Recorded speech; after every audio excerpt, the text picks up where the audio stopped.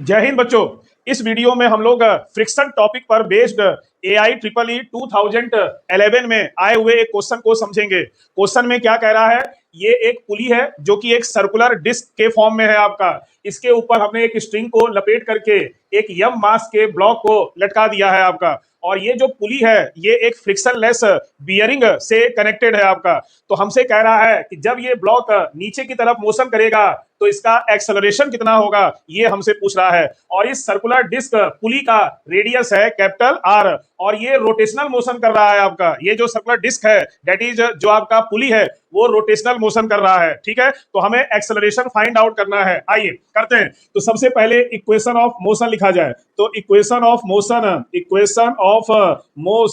क्या होता है, F net is equal to mass into acceleration. This is equation of motion.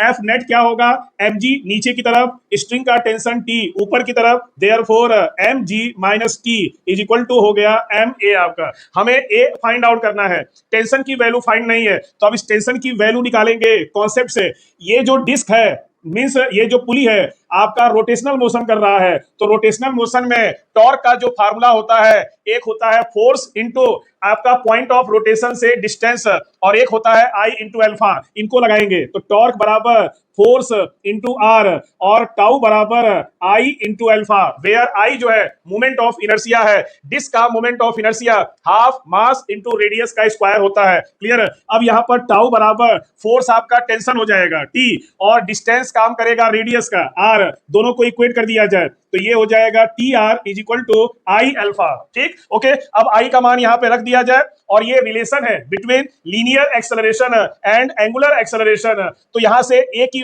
Alpha की value रखेंगे और यहां से आई की वैल्यू रखेंगे। तो टी इंटू आर बराबर आई की वैल्यू है हाफ मास, तो इसका मास है, डिस्क का मास है स्मॉल यम, ब्लॉक का मास भी है स्मॉल यम, तो therefore M into R square, और अल्फा आएगा ए अपॉन आर। आर से आर कैंसिल हो गया, क्लियर। इस आर से ये भी आर कैंसिल हो गया, तो टी की वैल्यू आ गई M A upon two.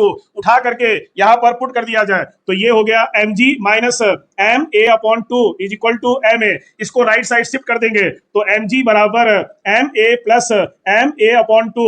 LCM लेंगे तो आएगा आपका two LCM, two plus one three, three M A, M से एम कैंसिल हो गया, ए की वैल्यू आ गई two upon three into G. Therefore इस ब्लॉक का जो एक्सेलरेशन होगा नीचे की तरफ वो two upon three into G. Therefore option number two right है। ओके, थैंक यू, जय हिंद।